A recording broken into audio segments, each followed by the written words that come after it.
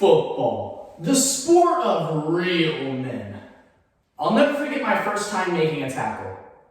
Locking eyes with that behemoth of a lineman, I ran at him full speed with all my strength, hitting him so hard that I gave myself the concussion. Then that Neanderthal walked over to me and said, "Next time you want to have sex with me on the field, don't hit like such a fag." Yes, because clearly, as a gay athlete, I'm not trying to make a tackle as much as I'm trying to get lucky on the field. With more and more queer athletes publicly owning their sexualities in modern sports, addressing this discriminatory behavior starts with educating these jocks. So let me phrase it in a way athletes will understand. Homophobia? Bad! Why? Because according to the Gay, Lesbian, Straight Education Networks, 1 in 3 queer people avoid attending athletic classes out of fear. As a gay athlete myself, I aim to highlight this issue of discrimination. First, to tackle these problems, let's review our playbook of prejudice. Then, we'll huddle up and examine our social harms extending beyond the game. And finally, we'll take the field with a new goal of equality. So let's head down to the football field and see what it really means to be queer in sports. It's no secret that under the Friday Night Lights, there's a toxic environment, forcing many queer athletes to encounter discrimination. This homophobic atmosphere forces many of them to hide their sexualities. According to Time magazine, 81% of gay men and 74% of lesbians reported being in the closet during their adolescence. This lack of LGBTQ representation contributes to heterosexist behavior, painting straight as the only way a real athlete can be. But to those who dig deep and defy these heteronormative stereotypes, they're met with hostility and ignorance.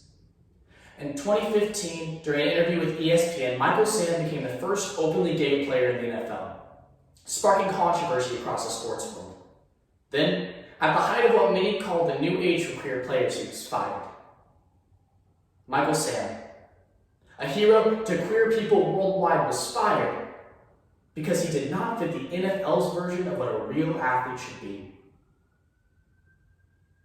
The misconception that queer players would rather be looking at the jocks than actually being one is outright insulting. Because in fact, the issue is that we have allowed athletes to foster a culture that forces queer people to conform to heteronormative standards. But these are not just individual acts of discrimination seen only on the professional stage.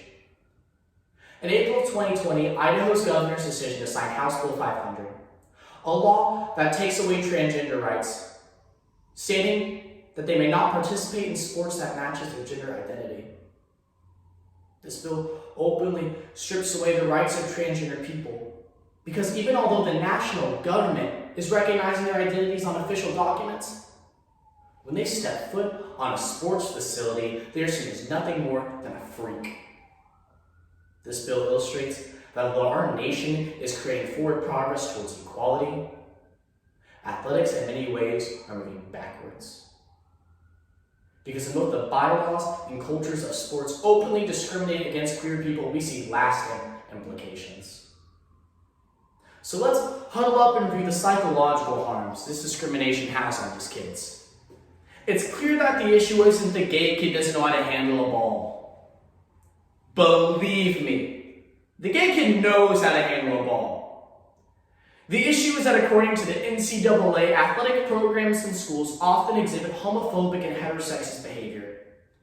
Athletes and coaches deny responsibility, claiming that homophobic slurs and jokes are locker room talk. But this very culture needs change, because the individuals who commit these acts of discrimination are not individual cases of ignorance, but they are instead contributors to the normalization of homophobia in its entirety. With locker room talk feeding into a culture of hate, it should come to no surprise that according to the Trevor Project, queer people are 3 times more likely to commit suicide than their straight counterparts. This was especially true for Ryan O'Callahan, a former NFL star who planned his suicide due to constant torment from teammates and fans. BBC News further explains that Kansas City Chiefs lineman hid his homosexuality out of the fear of rejection. Yet Callahan could have found a community which welcomed him with open arms. But I get it. I came out because I wanted to live my truth, but being queer and being an athlete in the modern sports culture is a penalty. I found that out when I moved up to varsity. Entering the locker room with a head held high because I had earned my spot, but was then set 10 yards back as they told me, "Oh, don't get me wrong, you're a great athlete, it's just we don't want the fag looking at us naked." I was set another 10 yards back as I waited for one of my friends to speak up, but I heard silence. And I was set another 10 yards back, knowing my coaches heard every word and did nothing. Penalty after penalty, until I find myself in my own end zone on a 4th down. With no teammates, no timeouts, and nothing left to give. Because in the modern sports culture, my gayness is the penalty. But I refuse to be set back any further. So let's get off the field and head back to the locker rooms to rewrite the playbook of oppression and instead find out what routes we need to be running to create a culture of inclusion.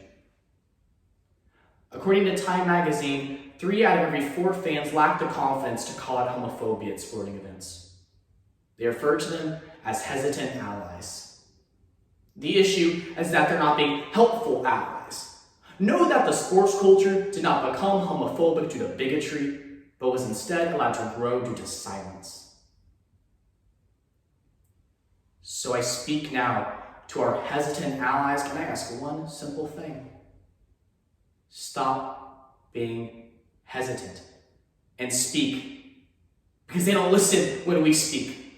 When we speak, our queerness makes it impossible for them to understand, so now it is your obligation to use your voice to obtain equality. Professional soccer player Alvin Eccles states that we must support the boy who is right now thinking about quitting, who might have heard the word faggot be used in an abusive way in the locker room, because it is not the individual boy's responsibility to dare. He understands that speaking up is not the responsibility of queer players, but the obligation of straight allies. We must use our voices. You must use your voice to obtain equality, because your voice has the power to influence the lives of millions. So now let's head back to the locker rooms to review what we learned. We started today by looking over our playbook of prejudice to understand the negative implications discrimination has on queer athletes. Then, we held up and examined our social harms to fully grasp the nature at which this discrimination can lead.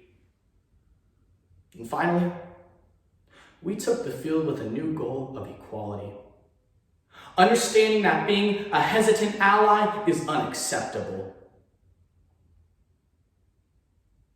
We are all aware our nation is creating forward progress, and we cannot allow athletics to be the exception. So let me phrase it once more in a way athletes will understand. Homophobia? Bad. This issue is simplistic, yet we allow it to be treated as the complex idea of equality. So join me as we stop being hesitant allies and instead use our voices to win the game of equality.